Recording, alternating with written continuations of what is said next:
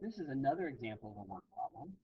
And again, when I do work problems, I use this formula, which is the job is equal to the rate of a worker times the time the worker is working. And the job is usually going to be referred to as 1, but sometimes it might be more than that. What often happens on these work problems is you got two people working, so you got two different rate times times going on equal to the one job. In this case, it says Mark can mow a yard in 80 minutes. And so since it's in minutes, we're going to do minutes as our time. So our rate for Mark is going to be 1 over 80 because every minute Mark gets 1/80th of the job done. If you do 1 over 80 times 80 minutes, he finishes the yard. That's what that statement is telling you. And so we don't know how long Mark is mowing, so we're just going to call that T.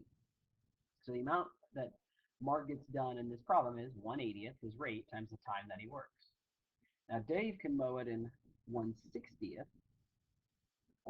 That's what his rate is because he mows in 60 minutes, so he gets 1/60th done per minute.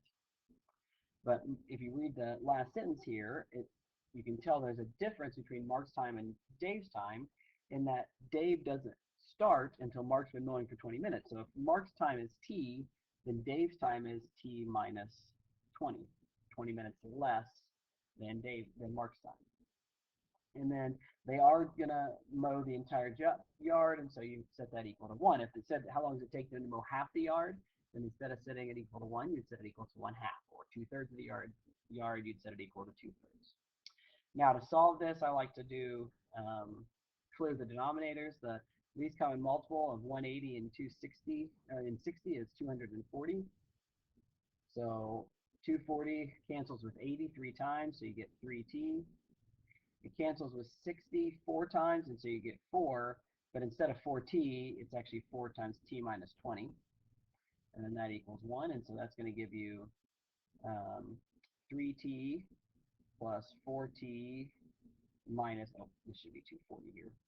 We had to multiply the 240 times the 1, so we do get equal to 240. I apologize for that error. And then that gives you minus 80 equals 240.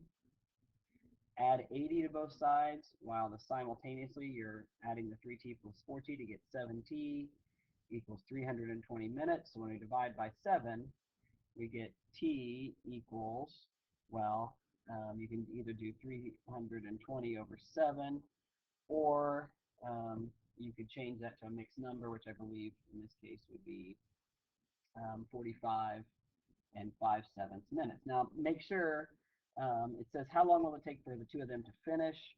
That's a little bit of a vague question. Make sure you know what your T stands for. Your T stands for Mark's time, and so it might be how long did it take him to finish from the time that Mark started. In that case, it would be 45 and 5/7 minutes. But if it was interpreted to say how long after Dave joins are they able to finish, then you subtract 20 from 45 and 5/7 to get your answer.